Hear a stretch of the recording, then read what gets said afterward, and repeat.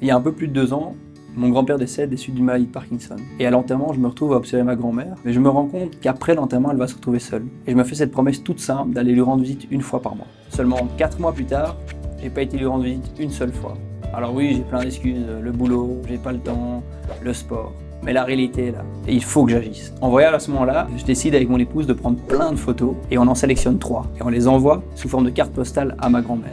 En rentrant en Belgique, je vais lui rendre visite, et je remarque que les 3 cartes postales sont sur son frigo. Petite parenthèse, je vous explique. Avant, les discussions avec ma grand-mère, ça pouvait ressembler à ça. C'est un bon thé. Et il est très bon. Oui. Mais là, c'était différent. On s'est posé dans le salon, on a eu un vrai échange, on a discuté pendant des heures, et on a passé un super moment. Tu parles un peu italien, non? Ah, un pochino. À ce moment-là, je me sens juste heureux. Le soir même, je suis dans le canapé, je traîne sur les réseaux sociaux. Et après 5 minutes, j'ai vu ma sœur à Hong Kong, mon petit frère en tenue d'infirmier, un cousin au départ d'une course, plein de contenu, mais la personne qui en a le plus besoin, elle n'y a pas accès. C'est là que tout a commencé. J'ai décidé de récolter les photos de ma famille sur les réseaux sociaux. D'autres m'en ont envoyé par mail ou par WhatsApp. Et moi, je faisais des simples print screens que je collais dans un Word pour l'envoyer sous forme de journal à ma grand-mère.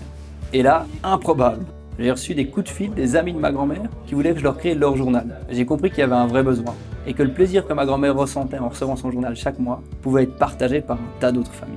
Voilà, My Tribu News, c'est une histoire de famille en fait. Et aujourd'hui, c'est votre histoire qu'on vous propose de partager.